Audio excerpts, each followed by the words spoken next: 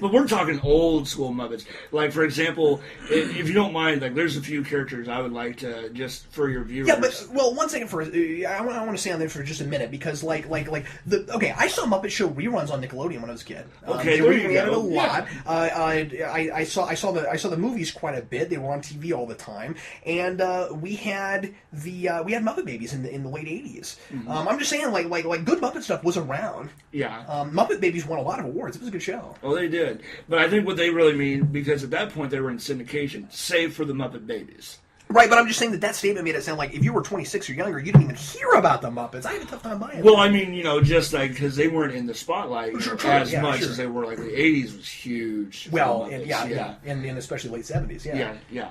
But yeah, like, there was, I don't know if either of you, there was a scene in the Muppets movie that just came out where Tex Richmond, the evil oil baron, cuts out the power and the lights go out. Well, when the lights come back up, there are two characters who are making out with each other. Those two characters were only in the first season of the Muppet Show. They were named Wayne and Wanda.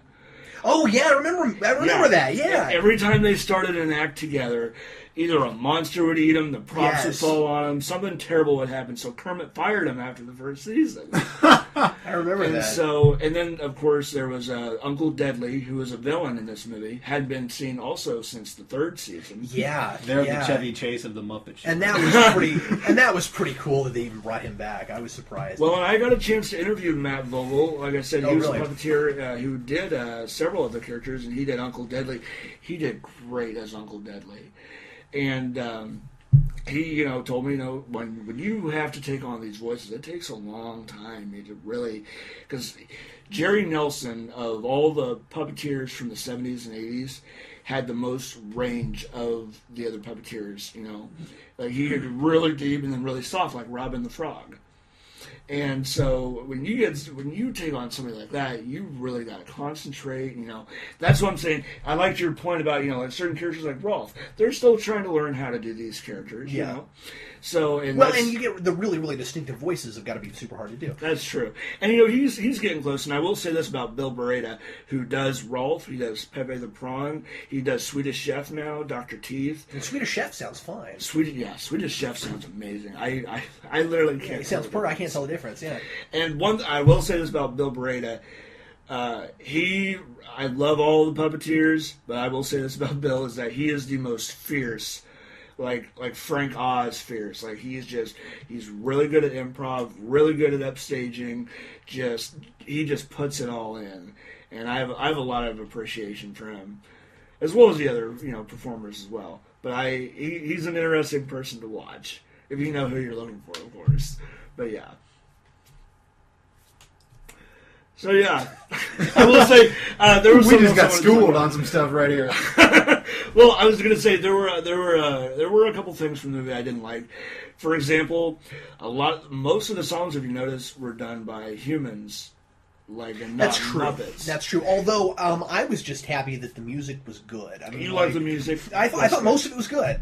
You did. There were at least 2 or 3 songs that I thought that were as good as anything they'd ever done in any of the films before. Oh yeah. I think the Manor Muppet song's hilarious. Oh yeah. And I thought honestly, and I'm probably in the minority, I think the best song in the whole movie is the song Kermit sings when he's walking down the hallway. Pictures in toward my the head. beginning. What a good song. And kind of a tearjerker kind of song too. But I was impressed with it. I know I teared up. You guys teared up, and that was the moment. Yeah. I teared up. Here in a minute, I'll tell you all the points I teared up. But go right ahead, sir. That's the thing is that I wonder if it was as emotionally weighted for the younger audience as it was for some of us older people. I don't see how it could have been. Because sitting in that theater, you don't realize how much certain things from your childhood affects you until you're in that moment. That's it. And when you see, I don't want to give away any spoilers. Never mind. I was going to bring up a part from the end of the movie. Oh, you can. I think the movie's been out long enough. That's fine with me. Okay. Yeah. I mean, spoiler warning, but yeah. So, spoiler warning! Yeah. But when Kermit exits the building and sees all of those people out there, yeah. I don't know. I teared up. I know my girlfriend sitting next to me, she teared up, and I'm like, what a beautiful moment. And then I thought, do the Muppets really have that much pull to get that many people outside of their theater? I'd be there. Yeah, well, yeah. That's what I mean, I wouldn't. I'd still be at home being like, oh, look, the Muppet Show. I would donate on the telethon. Yeah, but can I put this into perspective for you? You're talking about a movie where they travel by map, okay? That's true. I mean, really. How much logic do we really need to how many people we can put outside? One thing, though, that I thought was really nice was even though they got all those people outside, they didn't meet their goal, the money goal. I mean, that was really cool. They didn't get there. There was a zero missing. That was such a cool idea. You know, that's one of the things I think is interesting is when your main characters don't win. Sorry, go ahead. I think it's interesting when your main characters don't win. Like the end of Blues Brothers 2000. Like, wait, they didn't win? Yeah. Like Celtic Pride, they didn't win. Yeah. So it's very mature to do that for a children's movie. I think. I mean, that shows that you're not trying. I'm not sure how much of a children's movie it was. Cutter. I'm not sure I'd even go as far as to call it a children's movie. I think it's a movie that's fine for children. But it was. But I mean, obviously it was trying to be kind of a catch-all film. But yes. I mean, and they did a good job of it. I mean, we've had the discussion before that we need to have intelligent shows that are intended for children. We need more intelligence. I'm with you. Intelligence. This is how I did intelligence right now. I wear special pants. Sorry, go ahead. But I think, like Batman the Animated Series, it's not necessarily a children's show, but it's a show intended for children. Yeah. And it doesn't talk down to them, it raises the bar a little bit. Yeah, and I felt like this movie did that. Yeah, it's a show that says, please join me, rather than, okay, you sit right there and let me bring you your Oreos and milk. Yeah. So, there you go. That's specifically Oreos. Yeah, that's great. Yeah. There were a couple things about the movie. Like I said, the songs. Somebody had talked about this. I'd seen it on a Muppet website. They had posted somebody else talking about how he absolutely hated the Muppets, which I was like, really? The movie or the Muppets? Yeah, the movie that came out. He hated it. But I will say there were a couple of good points that he had. Foremost amongst them was the fact that he didn't like how it was primarily the human actors and dancers doing the songs. Because if you look at almost every movie, there's only, I think, really the only two times they've done that is in Muppets Treasure Island when Long John Silver sings and Ebenezer Scrooge and Muppet Christmas Carol has a song. And that's it. Mm-hmm. Yeah. But somehow that didn't bother me. I didn't even think about it. And I didn't really think about it until later either. But then again, I think about the Cluck You number. I really wish it would have belonged to the Electric Man. Because they were, like you said, they were kind of missing. But the other thing I would like to say about the movie, and this is just the movie itself.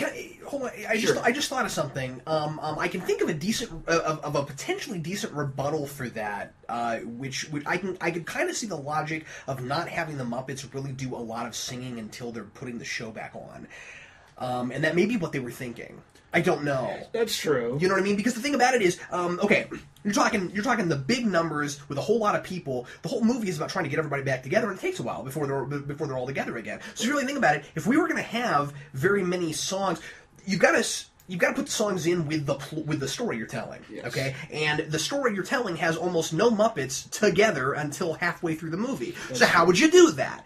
You know what I mean? You'd have to write a different story. I don't see how you do it. So I mean, the first half of the movie, you've got a lot of humans singing because guess what? They're the only people that spend any time together. Well, exactly, and it does make. I think it escapes that rule because, like you said, it's because of the plot that it escapes that rule. I think if they do a sequel, you won't see that again. You're right. I think that's sort of an interesting thing with the. I mean, the movie's really about Walter and a human character, Gary. Yeah. So the movie's about those two guys. And if the Muppets exist in a world where they can all start singing, if the Muppets exist in a world where there are felt living creatures, then surely the Muppets exist in a world where the humans can all sing together. Well, I feel like I should bring this up because the original script for this movie was Jason Segel's character was going to have basically like a boardwalk type of act, ventriloquist act, where he was a ventriloquist and Walter was his puppet who was really real in real life but pretended to be a puppet. But the people at the Muppets said, hey, this is how the Muppet world works. We all believe that, these people naturally exist in our environment. So if you kind of break that fourth wall in terms of them all being puppets, it kind of, it's very thin line to walk. Well, and I can see that as, are we crossing the line or not? Because the question is, do puppets exist in the world of the Muppets? Do we have actual puppets in the world of the Muppets who are puppets but not Muppets? You know what I mean? And I can't think of a good instance where we've seen Muppets and puppets. So that's a good question. So I can see why they thought that maybe that was a cool idea, but I can see why why Disney wouldn't have wanted that. Right. Well, it wasn't even Disney; it was the Muppeteers themselves who've been there since the 70s. Oh, I see. Yeah, but it's a good thing they had some say. Hey, absolutely. I'm glad they're still there. You know what I mean? Like, I'm glad they've still got some first generation people. Yes. Because I'm not sure you would have. Because the good thing is, since they made the movie they made, this is just my opinion, but since they made the movie they made, if they continue on, and I'm sure they will, once all those folks are gone, they will have trained another generation that can do it right. Frank Oz might be slated to do the next film. Oh, wow. He was actually supposed to do a film until Jason Segel. That would be a big deal, yeah. Yes, and he actually directed Muppets Take Manhattan, which is my second favorite film of the Muppets. I honestly don't love that one, but right. Yeah. But it's been a while since I've seen it, so... Yeah. But anyway, what I was going to talk to you about, the only other thing I can really think about the movie is the storyline of Animal. And I never really has there been a Muppet movie where Animal is a main character. Was that good for you or bad for you? I liked it myself. Well, here's the thing. Think about it this way. In any basketball team ever, anywhere, they have never once put in the mascot in the starting lineup. Does that make sense? Yeah, I'm not sure I agree with you on that though. Because of the fact that Animal is kind of the representation, commercially. He's kind of like the guy you always show to, like, promote. He's almost always with Kermit, Piggy, Fozzie, and Gonzo, But he's not a main character. He's part of the band. I don't think it would have felt as weird had we had more Electric Mayhem, though. It wouldn't have. I mean, that was part of the problem. Is that band always worked as a unit. Yes. But I disagree with you I disagree with you in the idea that Animal shouldn't be a huge part of the plot, considering the fact that he was that he was a huge major plot point at the end of the first film. Well, it's not so well. That's a good point. I just think he's not as central of a character. You're absolutely right, but I mean, like, he has been a big plot point before. Yes, that's true. I'm just not. I just don't. I don't like the analogy of him as a mascot. I don't think that's quite right. When he pops out of that building huge at the end of that movie, that's a huge plot. And even when I said that, I had that in mind, but I was just like, maybe no one will bring that up. No, it's not that. It's that. I'm sorry. No, it's like God. I didn't think that anybody else here knew the Muppets at all. Well, no, it's not even that. It's just that it's kind of a thin line of, like, okay, yeah, he did have that part, but like Scooter, who has always been Kermit's right-hand man on the Muppet Show. Scooter's barely been in the movies. Well, he was really... I thought he had just as big of a part as Fozzie. Yeah, he did, which I was surprised by and liked. And he deserved to. Well, the movie's about the Muppet Show, yes. and Scooter... Well, yeah, I mean... And when Kermit went to go find Biggie, he goes, Scooter, I need you to take care of hosting duties. Yeah. And Scooter was actually, in the Muppets Take Manhattan, had a bigger role than even Fozzie. Oh, I forgot about that. Yeah. And, that's what, that's the thing. Everybody's kind of taking their turn, if you think about it. That's right. Animal, that's Scooter, Gonzo, Walter. Well, in that case, okay. If you got a problem with how big Animal's role was, because honestly, I'm just thinking about how hilarious I thought it was when they brought out his drumsticks in that really expensive looking case, which was awesome. But anyway, I guess my question is, if you thought that was a problem, then who did they not give enough screen time to? Ralph the dog. Okay, but like I said, I don't think they could have. I don't think it would have worked. I think it would have been a good chance for Bill Beretta to. He sounds too much like Cookie Monster. That's the problem. He sounds like Cookie Monster. Oh, you think? Yes, really? Yes. That's my problem with it. It's funny you say it because the guy who plays Scooter in the new Muppet movie is the guy who plays. His name's David Rudman. He plays. See, maybe they should have him do Ralph, and he won't sound like. That's funny. You thought that's interesting because I like hearing people like, "Oh, he sounds like so and so." Sounds too much like Cookie Monster. During the Smells Like Teen Spirit number, Steve Whitmire voiced both Link Hogthrob and Beaker. Mm-hmm. And so Bill Beretta did Rolf, and then I believe Eric Jacobson did Sam the Eagle. But that's the thing with I don't think Sam the Eagle sounds quite right now either. And that's the thing. It's all about, He sounds too much like Ernie. He sounds what? He sounds too much like Ernie. Really? Yeah. It's interesting how like different sounds. I like that. That's interesting. Well, and the thing about it is, Sam the Eagle wasn't in much of the movie, but they've been having him do a lot of stuff on the internet shorts. Yes, and I'm assuming it's the same guy. Oh And I haven't liked the Sam the Eagle shorts as much as some of the others because I just don't think that he sounds quite right. Yeah. But I did want to put this. We're going to go a little bit over time. I did want to mention this real quick because I want to know what you thought about it. Okay. I think the internet shorts are brilliant.